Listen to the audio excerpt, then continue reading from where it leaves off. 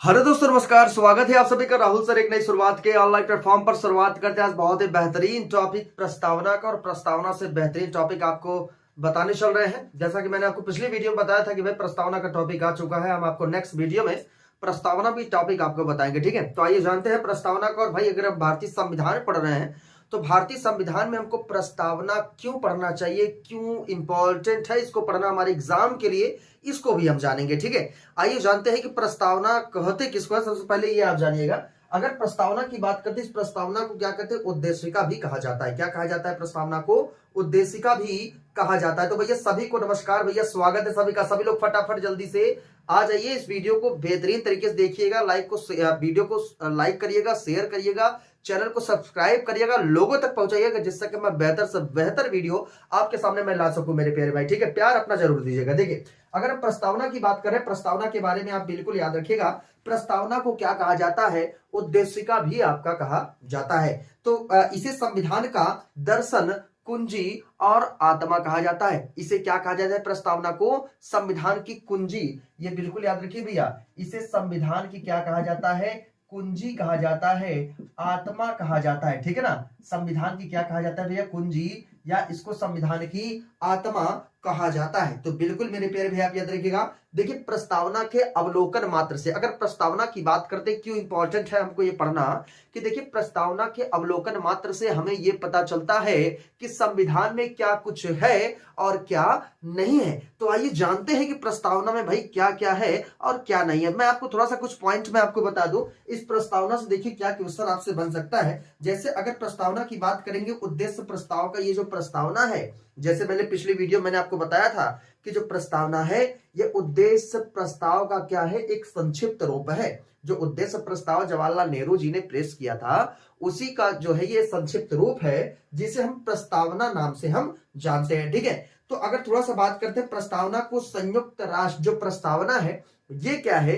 ये संयुक्त राष्ट्र संघ के घोषणा पत्र से प्रेरित है। बिल्कुल याद रखिएगा, ये किससे प्रेरित है भैया? ये संयुक्त राष्ट्र संघ के घोषणा पत्र से प्रेरित है। यहां पर मैं लिख देता हूं, संयुक्त राष्ट्र संघ के घोषणा पत्र से, ठीक है। घोषणा पत्र से क्या है भैया? ये आपका प्रेरित है, जिसको हम किस नाम से जानते हैं भैया? प्रस्तावना नाम से जानते हैं। और इसी टॉपिक को हम क्या कर रहे हैं भैया? पढ़ रहे हैं, ठीक है। तो प्रस्तावना की भाषा, तो प्रस्तावना की भाषा भैया कहां से लिया गया था? जो प्रस्तावना की भाषा है किस देश से लिया गया था? ये आपका, यहां पर मैं थोड़ा सा पॉइंट आपको लिख दूं, फिर बताऊं प्रस्तावना के बारे में, ठीक है। अगर प्रस्तावना की भाषा की बात करते हैं, ठीक है, जो प्रस्तावना की भाषा है ये आपका कहां से लिया गया था भैया? कई बार एग्जाम में पूछा जा चुका है। ये आपका ऑस्ट्रेलिया से लिया गया है। कहां से? प्रस्तावना की भाषा ये आपके ऑस्ट्रेलिया के संविधान से लिया गया है। जबकि अगर इसमें प्रस्तावना में एक शब्द है आपका, हम भारत के लोग। कौन सा? हम भारत के लोग। और ये हम भारत के लोग शब्दावली कहां की है? ये अमेरिका की है। जो आपका एक क्या है भैया? हम भारत के लोग।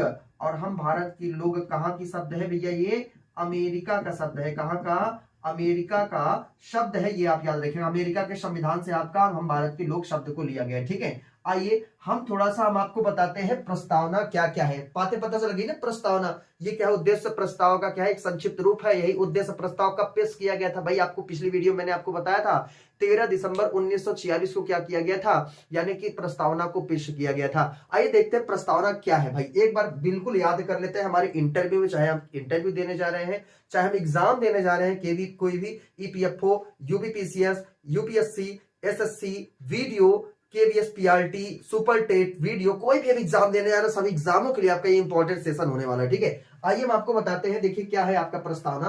तो हम भारत के लोग, ध्यान से पढ़िएगा, इसको क्या कहते हैं भैया? हम भारत के लोग एक भारत को एक संप्रभु, संपन्न, समाजवादी, पंथ निरपेक्ष, लोकतांत्रिक गणराज्य बनाने के लिए तथा इसके समस्त नागरिकों को सामाजिक, आर्थिक, राजनीतिक न्याय, विचार अभिव्यक्ति, धर्म, उपासना की स्वतंत्रता, प्रतिष्ठा और अवसर की समता दिलाने के लिए तथा उन सब में व्यक्ति की गरिमा, उन सब में व्यक्ति की गरिमा और देश की एकता, अखंडता को सुनिश्चित करने वाली बंधुता बढ़ाने के लिए दृढ़ संकल्प होकर आज तारीख 26 नवंबर 1949 को इस संविधान सभा में संविधान को अंगीकृत, अधिनियमित और क्या करते हैं भैया, आत्मर्पित करते हैं। यही क्या है भैया, भारत का प्रस्तावना है, यानी कि संविधान का क्या है, ये आपका प्रस्तावना है। आइए हम आपको प्रस्तावना के बारे में चीजें एक एक शब्दों को फुल डिस्क्राइब करके चीजों को समझाएंगे भैया, ध्यान से आप समझते चलिए, ठीक है। तो एक बार फिर से मैं आपको इसको पढ़ दे रहा हूं, ध्यान से आप इमेजिन करिए और चीजों को एनालिसिस करिए, पढ़िए, अपने आप याद हो जाएगा।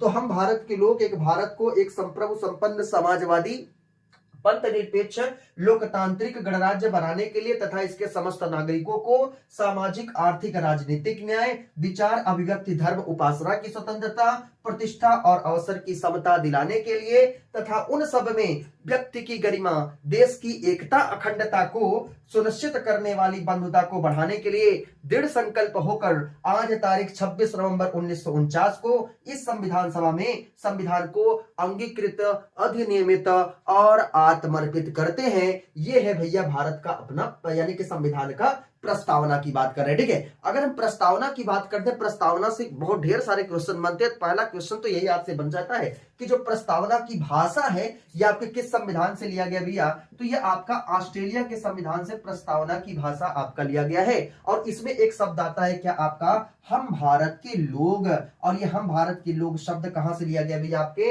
अमेरिका के संविधान से लिया गया। तो भैया वेरी वेरी मोस्ट इंपॉर्टेंट है, इन दोनों क्वेश्चन को आप क्या करिएगा, याद कर लीजिएगा, ठीक है। आइए हम आपको बताते हैं कि प्रस्तावना में क्या क्या निहित है। सबसे पहले आप याद रखिएगा प्रस्तावना में क्या निहित है, तो इसमें देखिएगा संवैधानिक सत्ता का स्रोत की बात करते हैं। तो संवैधानिक सत्ता का स्रोत क्या है आपका भैया, जनता है। क्या है, जनता है। आइए हम आपको बताते हैं कि प्रस्तावना में क्या क्या निहितार्थ है, एक एक शब्दों को फुल डिस्क्राइब करके चीजों को हम समझाते हैं, ठीक है। तो क्या क्या इसमें निहितार्थ है इसको हम बताते हैं, ठीक है। प्रस्तावना में निहितार्थ क्या क्या है, इतने आप स्क्रीनशॉट ले लीजिए, नोट डाउन कर लीजिए, याद कर लीजिए। हम आपको बताते हैं कि प्रस्तावना में क्या क्या निहितार्थ है, ठीक है।